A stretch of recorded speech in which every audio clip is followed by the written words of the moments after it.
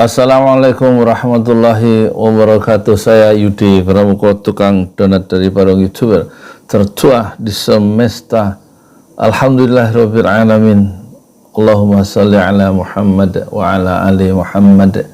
Saya kali ini akan mengomentari Bang Refly Harun yang akhirnya melaporkan yang pernah diwawancari di podcastnya itu, yang mengaku sebagai mantan napiter napi teroris ke Mabes Polri dengan pencemaran nama baik, dan saya sangat menyesalkan tindakan dari Refly Harun dengan alasan ucapan Refly Harun sendiri bahwa katanya dia bukanlah orang yang setuju dengan orang yang suka melaporkan ke polisi atas tindakan pencemaran nama baik.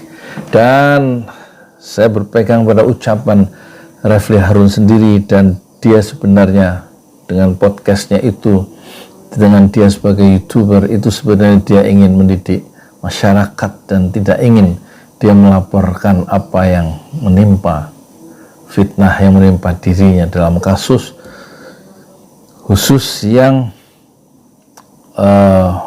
orang yang kemudian pernah diwawancarai dan tidak perlu kita sebutkan namanya, dan dia mengaku sebagai salah satu yang melakukan pemboman di kawasan Sarinah dan lain-lain dengan cerita yang spektakuler. Sebenarnya cerita-cerita yang agak bukan membingungkan saya dalam podcast itu, tapi agak di luar kebiasaan, terlalu didramatisir begitu, tentang keberanian dia sebagai seorang teroris, dan sebelumnya dia tidak dikenal sebagai seorang tokoh yang penting dalam dunia terorisme. Dan tentu yang jauh lebih penting adalah tindakan yang sangat dramatis dari Refly Harun melaporkan orang itu yang sudah dipandang yang memfitnah ke Mabes Polri. Dan ini tidak sesuai dengan ucapan dari Refly Harun sendiri yang sudah saya bikin videonya, yang begitu saya pujikan sikap Refly Harun yang tidak pernah akan melaporkan orang yang memfitnah dirinya. Tentu pandangan yang tidak akan melaporkan ke pihak polisi orang yang memfitnah Refly Harun itu, ternyata Refly Harun mengubah pendapatnya, mungkin karena dia melakukan refleksi ulang, atau mungkin karena pandangan-pandangan dari kiri, pandangan-pandangan dari kanan, dari teman-teman lawyernya barangkali begitu. Dan saya kira tetap pandangan atau sikap Refly Harun yang ingin membersihkan nama baiknya dengan melaporkan sang pemfitnah ke polisi, ke Mabes Polri, dengan menunjukkan surat dia sudah melaporkan itu, berkas surat penerimaan laporan, satu langkah yang kurang tepat menurut saya satu langkah yang kurang tepat, karena di dalam perspektif sejarah, orang yang menjunjung tinggi kebenaran, menjunjung tinggi keadilan, dan mengibarkan panji-panji kebenaran itu selalu akan dihajar oleh fitnah. Begitulah pejuang-pejuang kebenaran di dalam sejarah, tidak sunyi dari fitnah dan dari cobaan. Malah ulama-ulama besar dalam sejarah itu selalu menderita karena pekerjaannya yang menyuruh orang kembali kepada jalan kebenaran.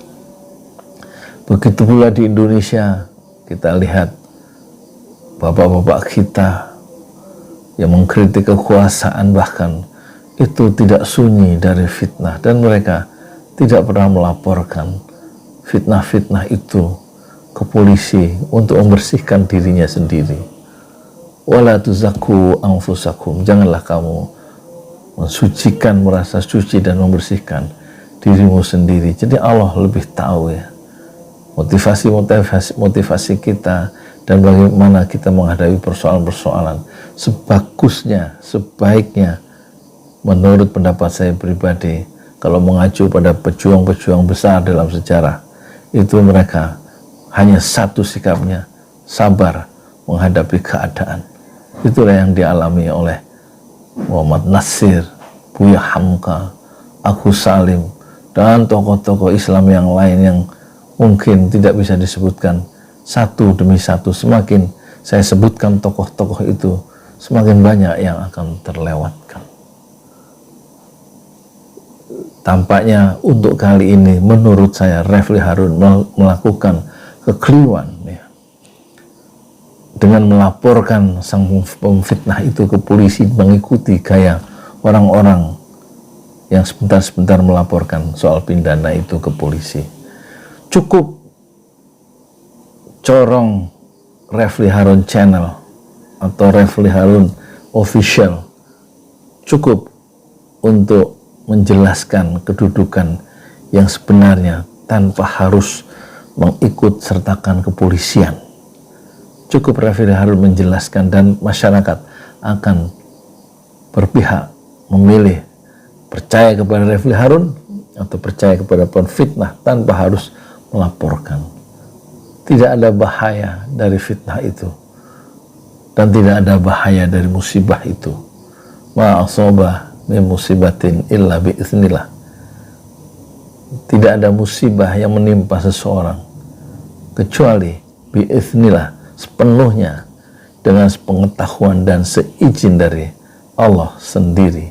Saya Yudi Pramuko, tukang donat dari Parung Youtuber, tertua di semesta fasbir sabran jamilah. Bersabarlah dengan kesabaran yang indah. Assalamualaikum warahmatullahi wabarakatuh.